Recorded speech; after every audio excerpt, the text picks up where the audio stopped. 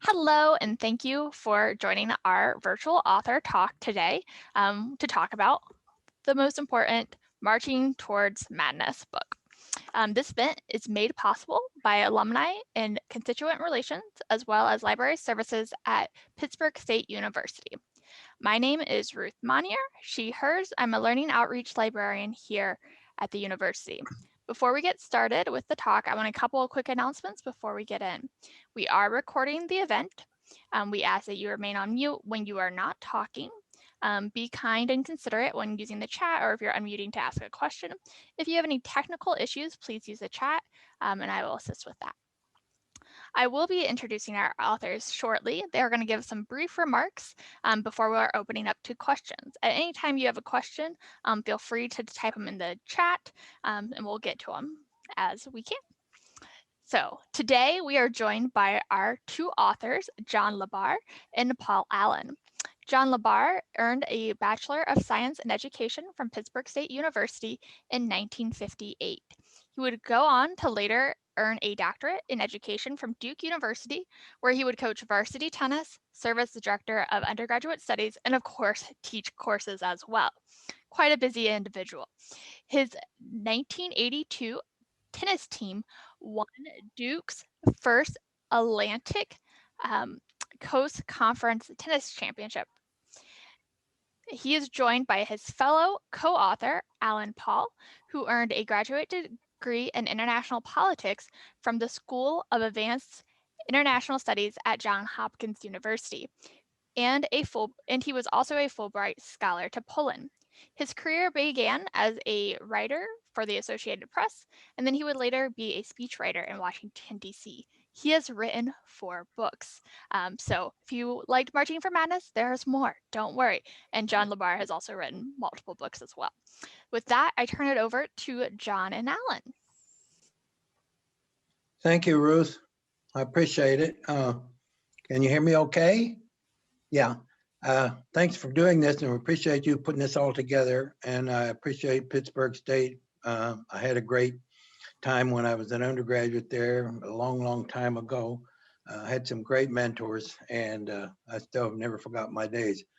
I have 3 brothers, and they all graduated from Pittsburg State also, and my nephew graduated from Pittsburg State also. So we've got a lot of ties to Pittsburg State. We started this book, Alan and I got together, and it was kind of a happenstance. I met with a fellow who was one of my freshman advisees at Duke, and I told him that I was trying to write this book, and I'm not a great writer, and could he help me find somebody who might help me to be able to write this? And he mentioned Alan Paul, and Alan and I met up, and we just had a great relationship ever since. Took us about 4 or 5 years to put this whole thing together, but I think it came out very well. And I let Alan speak to you now about his experience with it.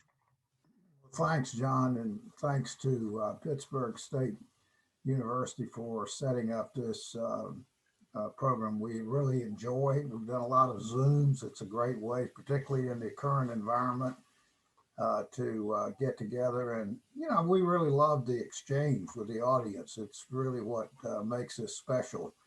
I'd just like to add to what John just said that, we did meet by happenstance, a very good mutual friend, somebody John's known for years and years, got us together over lunch. John explained what he wanted to do. And I was struck immediately, not to make his ears burn, by the fact that this could really be a terrific project. I felt that there was a real need for a book on this subject, but what attracted me to working with John was he really covered both ends of the spectrum. John has a very, very fine, distinguished academic career, very, very solid athletic career. Of course, was one of the leading coaches at Duke.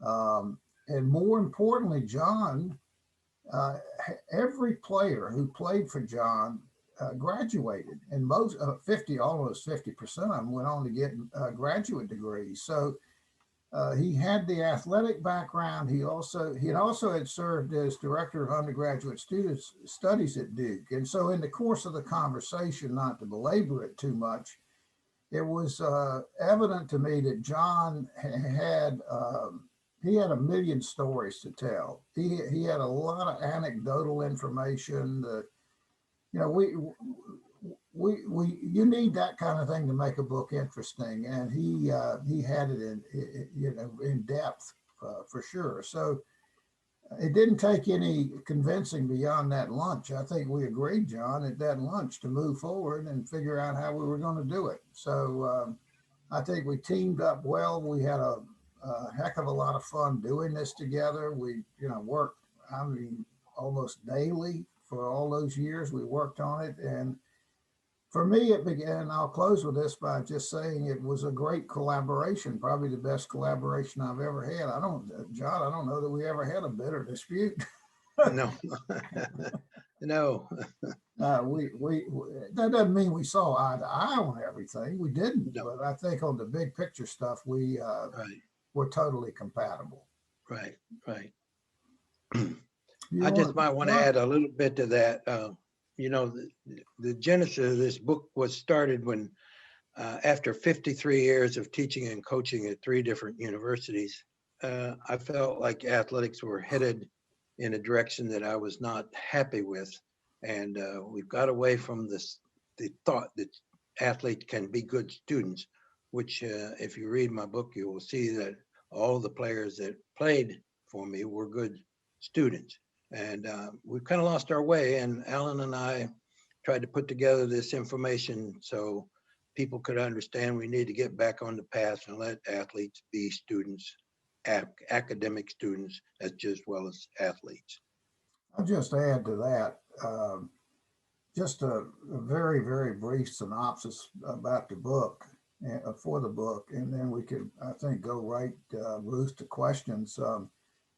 We both were struck by the fact that how much we've lost our way. And in the late 19th century, up until World War II, excuse me, the idea, I should say ideal, of the scholar athlete was iconic in American culture. If you look at the 1899, October 26, 1899 cover of Saturday Evening Post, is a wonderful picture of 2 students standing in front of the university gate, one a guy in cap and gown, and the other of a player in a uniform holding a football in his arm. They're clasping each other by the shoulder.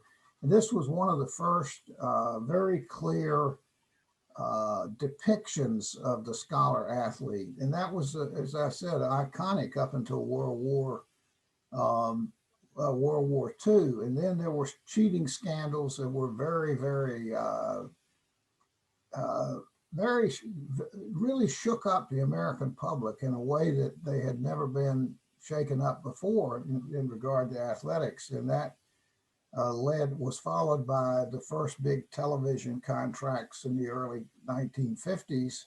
And from there, it was a steady progression to commercialization, and it became rampant. And so, as we all know, the dollar rules now completely. And we also have this drive to pay the players, and we go into that in considerable depth.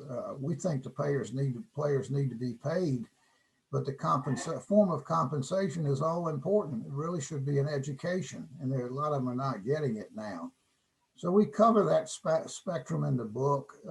We talk about the character of a scholar athlete. We actually profile several of John's players, and they're phenomenal stories. I'm not just, I mean, I was an outsider looking in, and these lives were absolutely astounding. And in each case, that's section 2 of the book, what makes a scholar athlete. Each case, these are really high impact lives. They are people that made a huge difference in life, and not just in a material sense. Several of them were quite successful financially, but they really gave something back to the community. And I think that defines the scholar athlete, which we think it maybe is the most important distinguishing characteristic of all. And that is the ripple effect. In fact, one of the chapters is called the ripple effect. They lead high impact lives, and we need to have more of them. So that we get into reforms, and we can do that today, but that's just in a brief synopsis what the book is about. Thank you. We have our first question for John that was pre-submitted. How did your time at Pittsburg State influence your life and your trajectory? Were you a collegiate athlete here at Pitt State? Yes and yes. Yes, it did influence me. I had some great coaches. Joe Murray was my coach. I was on the first swimming team at Pittsburg State, and actually I was the captain of the team. And I had some good friends. I knew Carney Smith really well, the football coach. All the coaches, were so accessible and really great mentors for me, particularly. And it cemented my thought that I really wanted to be a coach and a teacher, and majored in physical education. And yes, I enjoyed every minute at Pittsburgh because it was really like a family, and I've never forgot it. And I'm thankful to Pittsburg State forever. I think that answers that question beautifully, and I'm sure we all here, all of the gorillas, recognize those famous coaches that you are naming pretty predominantly at your time. Remember, if you have any questions and you're attending live, feel free to chime in. I'm going to keep going through the pre-submitted questions until we see those. Throughout the book, as alluded to by Alan, there are many examples of scholar athletes and student athletes. Which was your favorite profile to write about and why? I'll let John go first. Well, there are really some outstanding individuals in this group. And the two that I liked, I want to pick two, was Paul Auerbach, who is a physician, an emergency physician at Stanford University. And the other was David Robinson, who is an eye surgeon in Wilmington, Delaware. And both of them were great athletes on the tennis team. David was all-star, and Paul was not an all-star, but he was on the team all the time. And what they gave back to society just made me go into tears. And that was the thing that impressed me the most, is how much the players who succeeded so well, both academically and athletically, were willing to give back. I don't believe you have to go to college to be able to give back, but I think you have a high propensity to give back if you are a good scholar athlete. As a matter of fact, one of the statistics that we found was that for women particularly, 90% of all the CEOs in big companies that are women, 90% of them participated in varsity athletics in college. Alan, you want to add to that? Yeah, I would just add a word about the first athlete John mentioned, Paul Auerbach. I would say he's one of the most admirable people that I've ever encountered, and just an incredible person. He's an emergency room physician at Stanford University. He led the first medical team that got into Haiti after the terrible, it was 2012, wasn't it, John? I think so, yeah. And then the same thing in Nepal a few years later. And he was there for about 10 days to 2 weeks. The city had been turned to rubble. There were thousands and thousands of people dead. They worked around the clock. He worked to the point that he actually collapsed, and he had to have fluids to get him back on his feet and so forth. But he was a guy who dedicated his all. And then another thing I'd say about him in terms of giving back, Paul Auerbach is now, I'd say, universally acknowledged as the father of wilderness medicine. That's medicine for the outdoors, how to treat everything from potential encounter with a grizzly bear to a snake bite and so forth. It's now a medical program, I think, in over 80 med schools. And he wrote a textbook 25 or 30 years ago, John, that there's never been a replacement to it. That I weighed it. He sent me a copy of it. It was so heavy. I said, I got to just see what this thing weighs. It weighed almost 10 pounds. But it is the definitive work on that subject. And he actually wrote another book called Medicine for the Outdoors that popularized this whole subject. And I just think he has contributed so much. He's got health problems now. He's still, what, in his early 60s, mid 60s, maybe, John? Yeah, right. But he does have serious health problems. And we stay in touch with him, but he's kind of my ideal of what, you know, what we should aspire to. And he's accomplished so much of it. We could cite others, but he's the top of my list. Those are great options. I feel like all of them in the book are really great. I think that's what kind of drove this question, as there's each one is other different people throughout discussion identified with one or another for a particular reason. So it's interesting to see who you guys both identified with. I might just, if I may, Ruth, just add a point from a female perspective. We had a wonderful opportunity to talk to a woman named Nancy Hogshead McCarr. One of the best stories probably in the book. She was a wonderful swimmer. She never lost a meet at Duke. She was just an all-world swimmer. Anyway, in her junior year, I believe it was, she was out on the jogging trail at Duke, and she suffered a brutal assault, and it sent her life into a terrible tailspin. She got PTSD, she quit swimming and so forth. And to boil a lot down to the essence, her coach realized what she was going through. Her grades suffered. She, had these anxiety attacks where she would go around repeatedly to check the locks on the door, all kinds of things. 2 automobile accidents. She never had an automobile accident. Anyway, the coach said, Nancy, I know you don't, what you're going through, and this is a terrible thing to deal with. He said, I don't want to force you to come back to swim. I just want you to come to practice. So she sat in the stands for quite some time, and finally she got back in the water. Okay, to make this story, bring it to kind of a conclusion, she gradually worked her way back. She won a huge meet about 6 months later. And in 1984, she went to the Olympics in Los Angeles. She won 3 gold medals and 1 silver, and was voted the outstanding swimmer, male or female, at the 1984 Olympics. Today, she's widely acknowledged, maybe one of the leading experts in the country on Title IX and gender equity. She's consulted by Congress, on and on and on. She's, again, talk about a high impact life. She's a perfect example.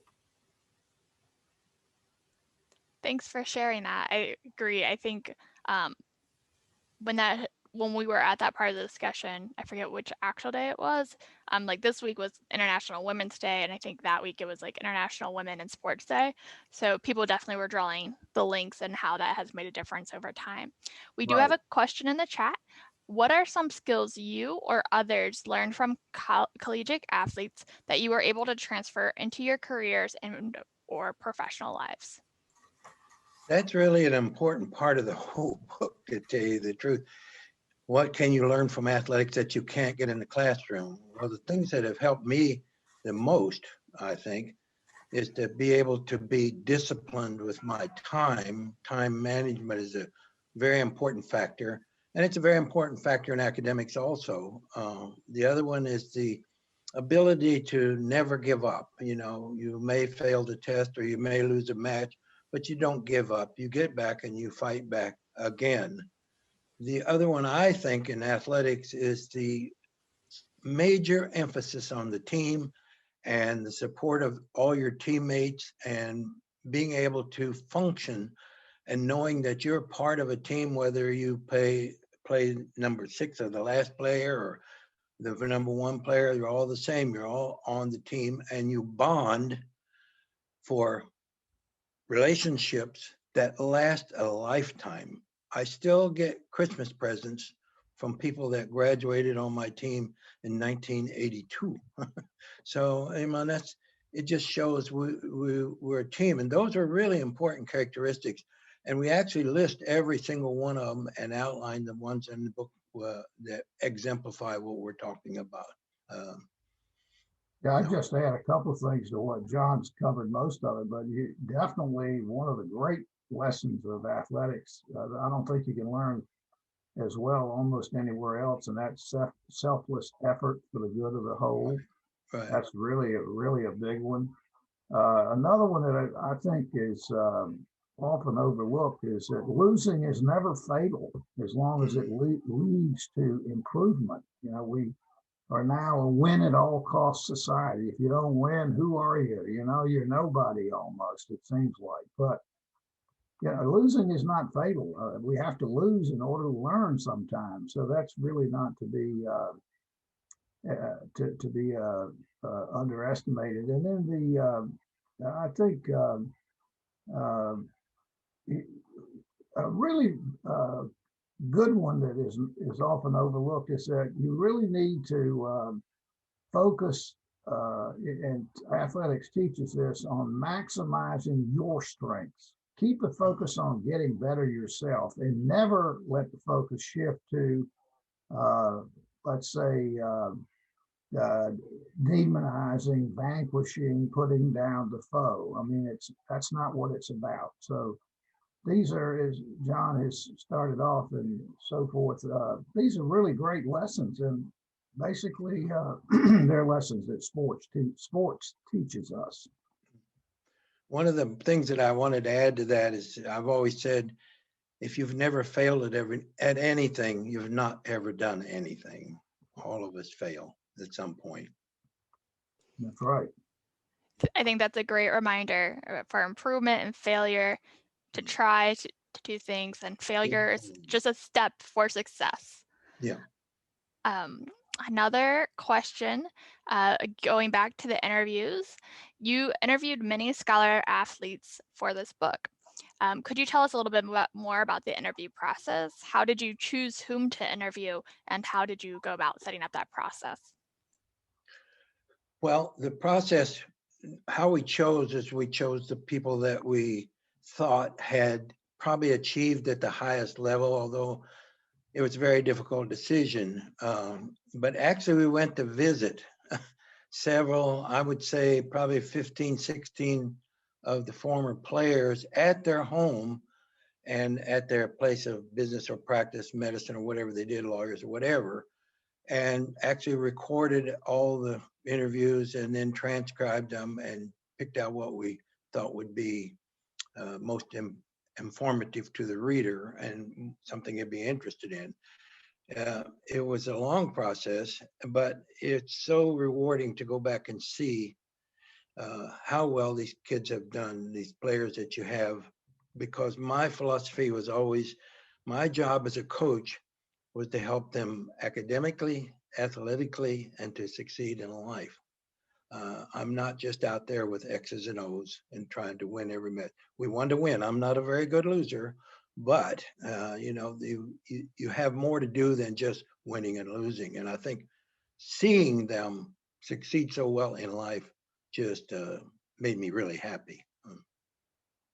Nearly all of these, not all, but a great many of predominantly these interviews were with John's former players. I believe there were, we talked to 55. Yeah. And every one of those interviews, and there were multiple interviews with several of certainly with the cases that we really wanted to zero in with a tight focus. So there were several interviews with them. In each case, we recorded the interview and had a transcript made so that we had an accurate record. I've done this for many years, and if you try to just talk to somebody taking notes, two things happen. Number one, you miss a lot of things. You may not get them. You may not get everything. Well, you won't get everything down. But I think equally important, it takes the focus away from the interview and the back and forth between the person being interviewed and the interviewee. And so I think we got a baseline of knowledge out of those interviews that was absolutely indispensable. And there were a couple of very strong cases that were not in John's immediate experience. One we could tell you about, I won't go into the details right now, but one of the most moving stories in the book. It's about a young man who died of a brain concussion that was football related, and it was such a tragedy. It's one of the, we get more, as many comments on that chapter as anything in the book, but it's so significant because his family, they really are not the litigious sort, didn't really want to sue, but they found out some things maybe a couple of years after his death that led them to bring suit against the NCAA for negligence, because the NCAA was formed to prevent injuries. There'd been a spate of injuries from the late 1890s to 1910.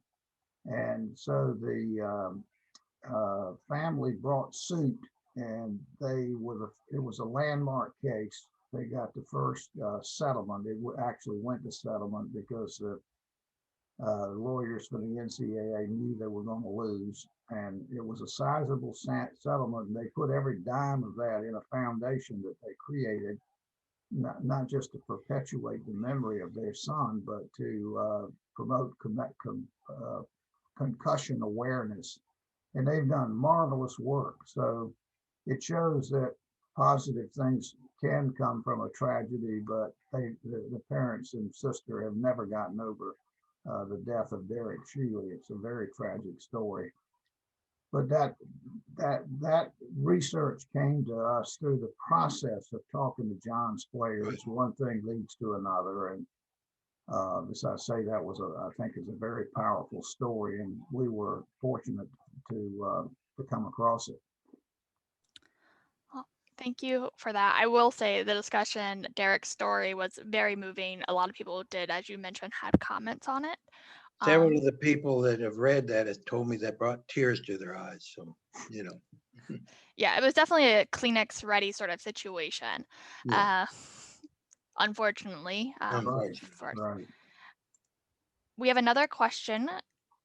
Many coaches just focus on athletic success, that win it all culture. How can coaches create a culture that prioritizes both academic and athletic success? In my opinion, that's one of the major issues in today's world. You know, it's win at all costs now.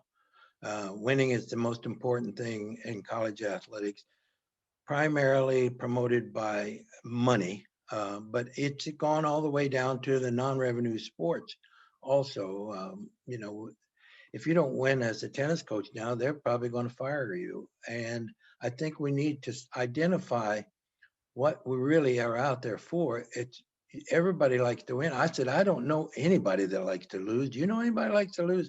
I don't know anybody, but it doesn't have to be the only thing that happens when you're on a varsity team. The other things is being sure that the players do well academically and trying to monitor them and help them. I always checked out their grades, and unfortunately, in today, it's even harder to check grades out now. A lot of parents can't even see the transcripts without the students' approval. But I used to look at their grades every semester and talk to them about each one of them, about how they're doing. And that was one of the priorities. I'm not sure that's a priority anymore with the way the world is now, win at all cost. And unfortunately, it's one of the things that I think that athletics need to look at very, very hard at this time. Ruth, was your question what can coaches do? Yeah. Coaches. I thought it was. Well, I just would say that one of the main things they can do is to do their best to end the peonage of the college athlete, because they are absolute peons in today's system. And what do I mean by that? Think about the hours of commitment to practice. It's a full-time job, up to 40 to 50 hours commonly. The NCAA regulations say only 20 hours. Then it's a little proviso added that says, but voluntary practices may be held in addition. So, what's a player whose scholarship is dependent on, the coach's goodwill going to do? He's going to practice. And so there's this tremendous demand for practice. And in addition to the actual on-field practice, you have film sessions, you have a lot of travel. So in effect, the college athlete has a full-time job. That's not an exaggeration. He or she has a full-time job. And so, if you've done all of that, how do you come home to the dorm room or come back to the dorm room at 8 o'clock at night or whenever it is? Do you really feel like studying?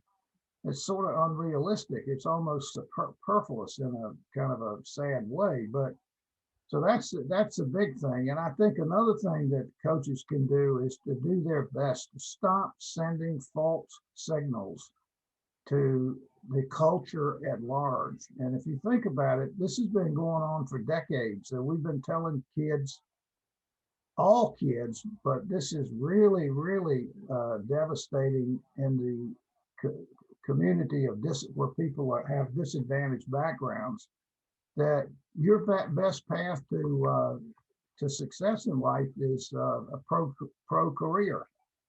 Well, nothing could be further from the truth. There are statistics. I don't know how reliable they are, but there is one measure that says a high school athlete has a 1 in 16,000 chance to get to the pros. And yet the survey that this is part of says 26% of parents with sons and daughters who are athletes in their household, 26% want them to pursue a pro career. So these are false signals. I mean, you're not going to be, there's only one LeBron James, one Michael Jordan, one Zion Williamson. They are once in a generation players. And so I just can't say, we found this over and over and over again, that we are sending some really, really bad signals, false signals to our youth. And this gets in the way of getting an education. That's fair. I feel like all those are comments that a lot of us are nodding and saying, yeah, we're seeing a lot of the signals are coming. This came in, and I'm gonna little wordsmith it here. Recently, pre-pandemic, and it's been continuing on, there's been a lot of talk and legislation being proposed and or will be enacted soon on a state-by-state cases about athletes' name, image, and likeness proposals. Here in Kansas, that's currently, it's passed on the House side and it's headed to the Kansas Senate for college athletes. Florida's is supposed to be enacted in July of this year. On the federal level, Chris Murphy from Connecticut has introduced one. Senator Cory Booker has introduced one, both of this time. So what are your thoughts on that? Kind of. John, go ahead. We got a lot of thoughts on that one. Well, we got a lot of thoughts, and the number one thought, I don't think anybody's really thought it through to consider the unintended consequences of what they're proposing. For example, just to give you a couple of examples, will we call these people who are getting paid now, we call them employees, or are we going to call them employee students, or are we going to call them, we're going to pay Social Security, and are we going to pay workers' compensation? And there's so many issues that they haven't even considered. And one of them is right on the field, if the quarterback gets more money than the center, is the center going to block for him? He say, well, you make more money than I do in college. I'm not going to block for you. Why would I do that? I'm not making the same amount of money.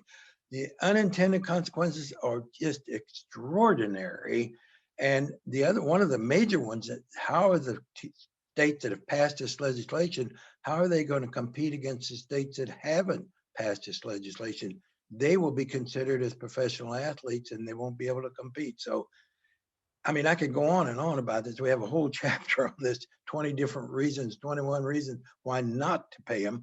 We want to pay them. How do we want to pay them? We want to make sure they get an education.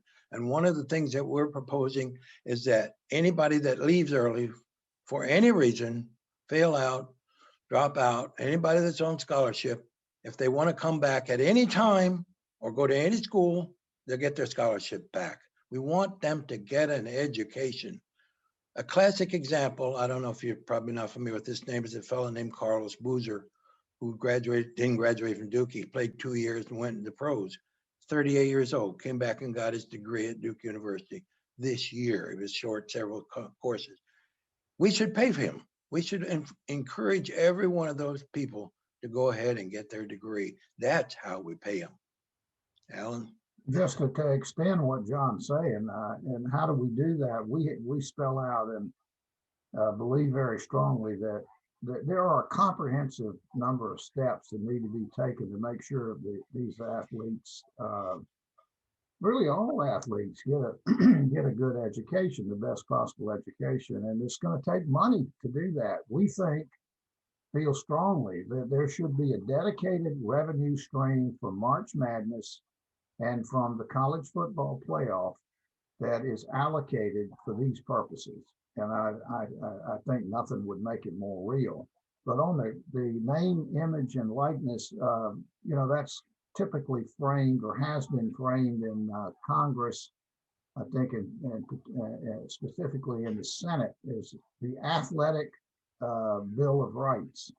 Well, that sounds good, but I would draw your attention to the fact that Kansas and these other, there are 4 or 5 other states that have actually passed the legislation. I don't think anybody knows how to implement it.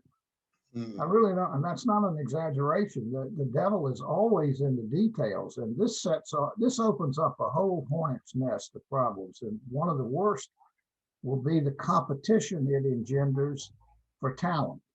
And the rich are already rich, excessively rich. If you look at who ends up in the college, let's say the college football playoff, it's Alabama and Clemson every year, Ohio State, a couple others. What's the chance of a Pittsburg State getting in? I mean, it's not very likely. And I just think that this is a terribly difficult thing to do, and you're gonna have more competition from talent than ever before. You're gonna have greater temptations to cheat. I mean, it opens up all sorts of possibilities there. And so I would say, and I don't want to be too sweeping in judgment or anything of that nature, but I would say this is one of the worst, or maybe a better way to put it, least thought out proposals that we've seen. And we're almost feel like we're lone voices, but I don't know if anybody else has written anything in the way of a book that comes out strongly against pay for play. But I think it could wreck college sports, and I know John feels the same. Yeah. Well, one of the things that I've said before, for example, at Duke University, we have a lot of wealthy alumni, and the University of North Carolina has 2, which is 11 miles away. So if we get somebody who wants to come to Duke, we got several car places that will let you do commercials, and we're going to pay you $50,000 to do some commercials. And North Carolina says, well, we're going to pay you 75. So the bidding war just goes crazy when you go into this kind of situation. One of the other things is, I've said, in every school, they have a athletic brochure. Are the school's going to have to pay the athlete to use his picture in the brochure? Nobody thought about that yet. Yeah, you're using my picture, I want to get paid. So it's crazy. Yeah, well, right along that same line, just think about this. What form will this pay for play most likely take? More than likely, a very high percentage of it will be for social media endorsements. Right. That's what a high percentage of it will be. Well, think about the implications of that. How much time do you think the athlete, let's say, has 2,500 followers on social media, maybe even more? How much time is that athlete going to spend chasing more followers, trying to add to the follower base? It will be quite extensive, because the amount of money the athlete gets will come from the number of followers he or she has. Yeah. Now, there's no way that you can realistically add that level of commitment, time commitment, to what the athlete already has. I said earlier, 50 hours of practice, up to 50 hours a week. And then you're going to spend another X hours, probably a lot of X hours, trying to chase social media followers. It's an unworkable idea. I think you answered that very well on your thoughts, and I think we all appreciate your insights. We have time for about one more question.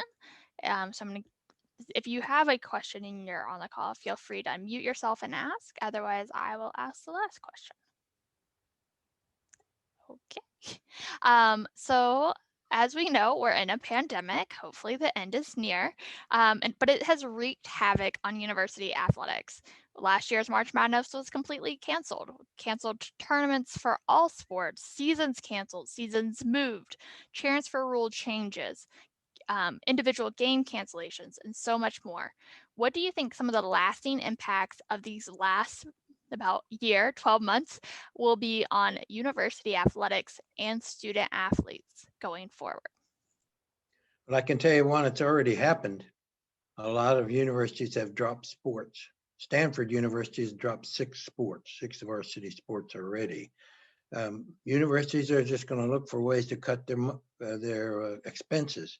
And one of the ways they cut their expenses is cut those sports that don't generate dollars, but they spend money.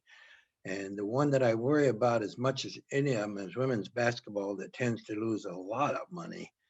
And so far, none of them have been dropped out, but I think that's one of the things that's going to happen if we continue down this path, if they can't continue to generate the dollars they need with the pandemic. The pandemic is going to wreak havoc with university athletics budgets. There's no question about it. So. Well, I think John's absolutely right. The single greatest impact of the COVID crisis is going to be financial retrenchment. That, as he said, is already underway, well underway. It's going to reach down, sadly, into the club sports arena, which is a tragedy, because club sports generate lots and lots of scholar athletes, and we don't want to. I mean, I think losing club sports is just, terrible. Are you all familiar with club sports? Yes. Okay. Lots of nods. Yes. Yeah, they're very, very popular at Duke, and as a matter of fact, you have 36, don't you? 36 different club sports, right? And they're all funded, and they all self-coached, and one or two of them have coaches, but most of them don't. The hockey team happens to have a coach because they raised a lot of money from the alumni for the hockey team, but the rest of them don't. And we have field hockey teams, we have ping pong teams, we have all kinds of different teams that are self-funded, and but they're also there to get the benefits of athletics without losing the academic side, because they don't practice over 10 or 15 hours a week. So it's maybe the answer that a lot of schools are going to go to. Yeah, I would just like to say, I know we're coming to a conclusion here, that neither of us wants to, we don't want to sound like a couple of old curmudgeons. Hopefully we aren't, but I don't want this to sound like, we've been through some tough issues in this discussion, overly negative, because at the base level, John and I love sports. We both played sports. He told you about his background, which is very impressive. This is more impressive than mine, but I was a good athlete. But sports are a great part of what set America apart. We should never forget that. It defines us. We have a collegiate sports system that's unlike anything else in the world. No other country, we looked into that, has a collegiate sports system like America's. And so the last thing we want to see is to have the fun and excitement drained out of it. I mean, March Madness is a great thing. So we want to see that preserved, and we think the path to preserving it, making sure it's successful for years and decades to come, is to address some of these issues about academics being returned to primacy and being emphasized as it really needs to be. Because if it goes on the current path, it's going to devolve into something that really is, I think, uninteresting to people. I couldn't cite a better example. Last week, I believe it was last week, there was an announcement that they're going to start a pro league for high school players so that they can bypass college and get paid to go, straight to high school. Well, maybe that would be an alternative for some, but I think again, it sends a bad signal. And what we need to put the focus on is a healthy balance between good athletics and good academics, because the two really go hand in glove. And anybody that tells you they don't, I think is being highly misleading. Those are some great remarks. As our time is drawing, I'm going to give John, since Alan just gave us kind of a nice conclusion, is there anything you want to add before we wrap it up?